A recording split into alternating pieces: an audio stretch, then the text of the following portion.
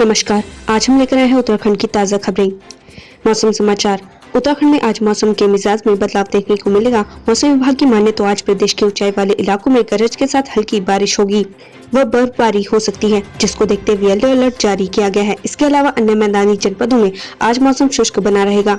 मौसम विज्ञान केंद्र देहरादून के मुताबिक आज प्रदेश में मौसम में बदलाव देखने को मिलेगा। वहीं देहरादून समेत प्रदेश के अन्य मैदानी जनपदों में आज आंशिक रूप से बादल छाए रहने के साथ ही मौसम शुष्क बना रहेगा। तापमान की बात करें तो आज अधिकतम तापमान 37 डिग्री सेल्सियस व न्यूनतम तापमान 20 डिग्री सेल्सियस के करीब रहेगा। वहीं मौसम शुष्क रहने से गर्मी में इजाफा हो सकता है।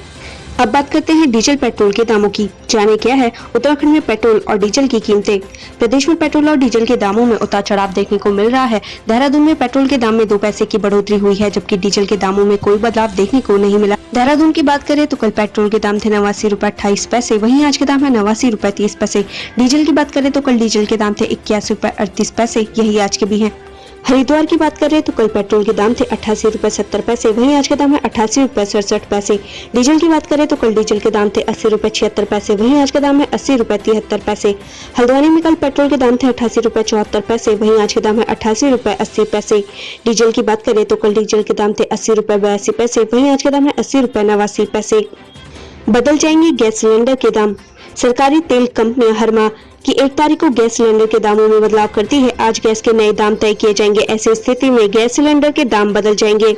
मजदूर दिवस आज देश भर में मनाया जा रहा मजदूर दिवस। भारत में 1 मई 1923 को पहली बार मजदूर दिवस मनाया गया था, जब हिंदुस्तान को लेकर किसान पार्टी और भारतीय मजदूर किसान पार्टी के नेता कामरेड सिंगरावेलु चेटियार ने समारोह आयोजन किया था। आईपीएल मुकाबला। आज आईपीएल में मुंबई इंडियंस और चेन्नई सुपर किंग्स के बीच मुकाबला होगा। दिल्ली में शाम 7:30 बजे से खेला जाएगा मैच। मसूरी में निर्माणाधीन पार्किंग का लेंटर गिरा। लोक निर्माण विभाग की ओर से करोड़ों की लागत से निर्माणाधीन पार्किंग का लेंटर आज सुबह अचानक गिर गया। गनीमत रही कि कोई जनहानि नहीं हुई। लेंटर गिरने के कारण मसूरी देहरादून मार्ग करीब 10 घंटे बंद रहा। बता दें कि मसूरी में जाम से निजात दिलाने के लिए लगभग 32 करोड़ की लागत से बन रही पार्किंग का कार्य चल रहा है। अब बात करते हैं भारत में कोरोना की। कोरोना ने फिर तोड़ा रिकॉर्ड। 24 घंटे में 4 लाख से अधिक मामले। भारत में पिछले 24 घंटे में कोरोना के 4,01,993 नए मामले आने के बाद कुल पॉजिटिव मामलों की संख्या 1,91,64,969 हो गई है।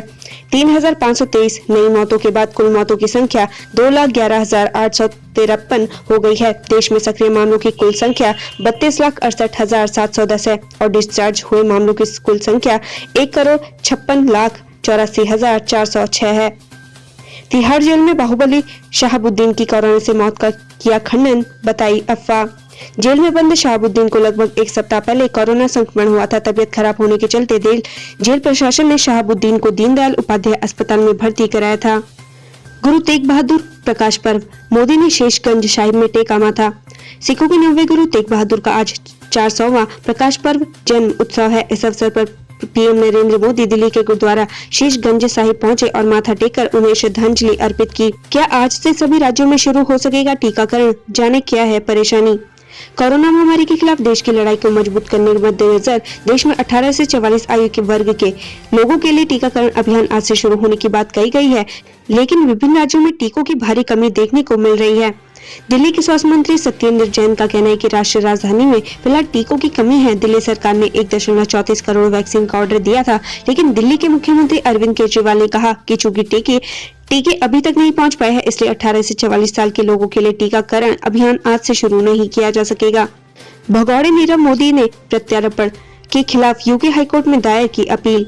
पीएम में धोखाधड़ी मामले में आरोपी नीरव मोदी ने प्रत्यार्पण से बचने के लिए एक और पैंतरा फेंका है। भारत आने से बचने के लिए उसने यूके हाईकोर्ट में याचिका दायर की है। आज भारत पहुंचेगी रूसी वैक्सीन स्पुतनिक वी की पहली खेप। भारत में कोरोना वायरस से बिगड़ते हालातों के बीच कई देश मदद को आगे आए हैं। जहां अमेरिका ने वैक्सीन के लिए जरूरी रॉ मटेरियल सप्लाई करने का वादा किया है, तो वहीं ब्रिटेन और फ्रांस से ऑक्सीजन कंसंट्रेटर आ रहे हैं। इस बीच भारत को रूस की स्पुतनिक वी वैक्सीन की पहली खेप आज मिल जाएगी। भरूच के कोविड अस्पताल में भीषण आग, 16 की मौत। पीएम मोदी ने जताया दुख। प्राथमिक जानकारी के अनुसार पुलिस का कहना है कि भरूच के पटेल वेलफेयर अस्पताल कोविड सेंटर में देर रात करीब 12:30 बजे आग लगने की घटना हुई, जिसमें 16 लोगों की मौत हो गई, जिसमें स्टाफ नर्स भी शामिल है। कोरोना की वजह से होटल रिजॉर्ट व्यवसाय ठप, कारोबारी चिंतित।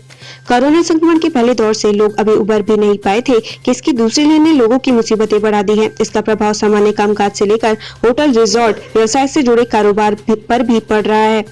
हल्द्वानी में पानी की किल्लत से लोग हलकान जिम्मेदार अधिकारी दे रहे ये जवाब। हल्द्वानी शहर में पेयजल संकट गहराने लगा है। हल्द्वानी के कई इलाकों में लोगों को पानी के लिए तरसना पड़ रहा है। कुछ क्षेत्रों में पेयजल निगम के नलकूपों ने भी जवाब दे दिया है। एक माह के भीतर ही उखड़ गई सड़क, लोगों ने की कार्रवाई की मांग।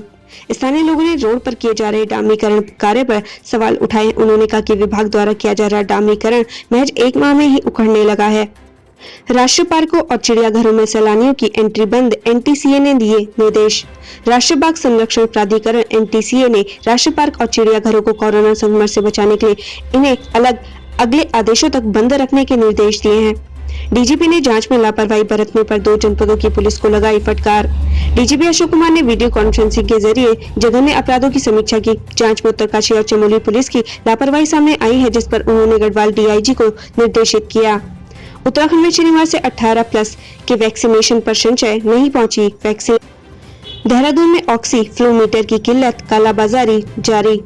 कोरोना की दूसरी लहर ने देश में तबाही मचा रखी है। कोविड के बढ़ते मामलों के बीच ऑक्सीजन की कमी से लोगों की सांसें थम रही हैं। अगर किसी भी तरह किसी व्यक्ति को ऑक्सीजन सिलेंडर मिल भी जा रहा है तो सबसे बड़ी चुनौती ऑक्सीजन सिलेंडर में लगने वाला ऑक्सीफ्लोमीटर की तलाश की है, जिसकी देश की राजधानी दिल्ली से लेकर देहरादून में भी भारी किल्लत है। स्थानीय व्यापारियों के मुताबिक ऑक्सीफ्लोमीटर शहर के लगभग सभी सर्जिकल स्टोर्स में उपलब्ध नहीं है। वहीं जिस किसी के पास यह उपलब्ध है भी तो वह इसे महंगे दामों में ग्राहकों को बेच रहा है। कैबिनेट मंत्री ने किया 10 बेड के आईसीयू सेंटर का शुभारंभ।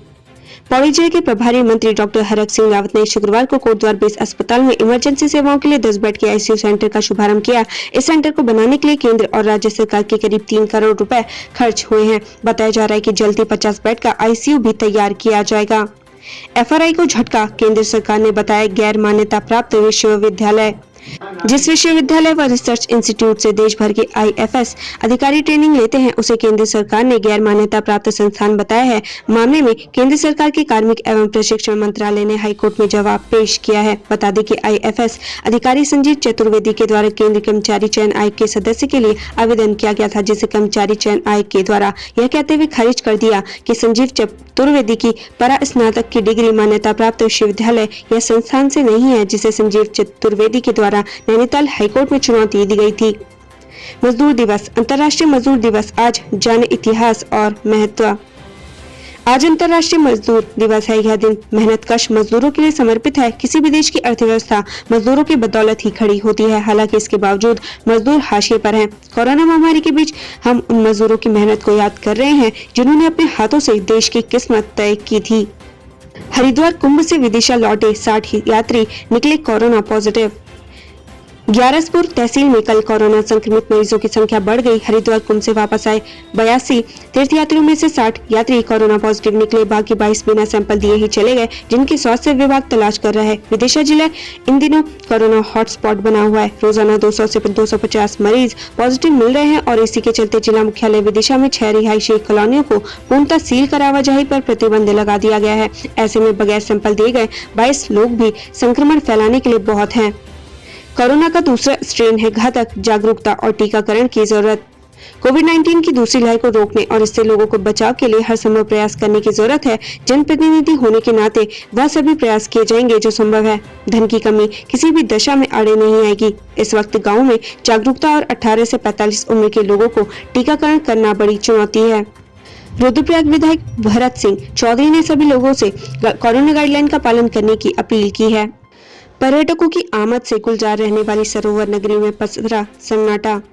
देश विदेश में उत्तराखंड की पहचान बेहतरीन पर्यटन स्थल के रूप में होती है, लेकिन कोरोना महामारी ने देवभूमि के पर्यटन कारोबार को चौपट कर दिया है। बात अगर सरोवर नगरी नैनीताल की करे तो वहां सन्नाटा पसरा हुआ है। देश प्रदेश में बढ़ती कोरोना महामारी के बीच सरोवर नगरी में पर्यटन सबसे ज्यादा प्रभावित हुआ है। कभी पर्यटकों से गुलजार रहने वाले नैनी झील में भी नौकायन बंद है, जिससे नौकायन से जुड़े कारोबारियों के सामने रोजी रोटी का संकट खड़ा हो गया है। कोरोना गाइडलाइन का उल्लंघन करने पर होगी सख्त कार्रवाई। एसएसपी योगेंद्र सिंह रावत ने मीटिंग के दौरान कोरोना गाइडलाइन का उल्लंघन करने वालों के खिलाफ कड़ी कार्रवाई करने के निर्देश दिए हैं। साथ ही एसएसपी ने अलग अलग टीमें भी गठित की हैं। सफाई कर्मियों ने एसडीएम को सौंपा 11 सूत्रीय मांगों का ज्ञापन, मांगे पूरी न होने पर आंदोलन की दी चेतावनी। अगस्त मुनि के सफाई कर्मियों ने सफाई कार्य से ठेका प्रथा समेत अपनी 11 सूत्रीय मांगों को लेकर उप जिलाधिकारी को ज्ञापन सौंपा है। कर्मियों ने मांगे न माने जाने पर 2 मई से आंदोलन की चेतावनी दी है। एसडीआरएफ करेगी कोरोना संक्रमित शवों का दाह संस्कार, बनाई गई 2 टीमें। हमेशा आपदा के समय लोगों का जीवन बचाने वाली एसडीआरएफ अब कोरोना से मरने वाले लोगों को मुक्ति भी दिला रहा है। एसडीआरएफ ने कोरोना संक्रमण से मरने वाले लोगों के अंतिम संस्कार का जिम्मा उठाया है। शादी का झांसा देकर युवती के साथ दुष्कर्म, पुलिस ने किया मुकदमा दर्ज। पुलिस ने पीड़िता की तहरीर पर आरोपी के खिलाफ मुकदमा दर्ज कर मामले की जाँच शुरू कर दी है। हालांकि अभी पुलिस ने आरोपी को गिरफ्तार नहीं किया। उधम सिंह नगर, कोरोना संक्रमित 12 मरीजों की मौत, 739 नए केस मिले। शुक्रवार को उधम सिंह नगर में कोरोना संक्रमित मरीजों का मौत का आंकड़ा लगातार बढ़ रहा है। शुक्रवार को जिले में 12 संक्रमित मरीजों की मौत हुई, जबकि 739 मरीजों में कोरोना की पुष्टि हुई है। नकली रेमडेसिविर केस, दिल्ली पुलिस के छापे के बाद नींद से जागा उत्तराखंड ड्रग्स विभाग। दिल्ली पुलिस की क्राइम ब्रांच की टीम ने जब कोटद्वार में नकली रेमडेसिविर इंजेक्शन बनाने वाली फैक्ट्री पर छापा मारा, तो यहाँ की स्थानीय पुलिस भी नींद से जागी और अपनी जांच पड़ताल शुरू की।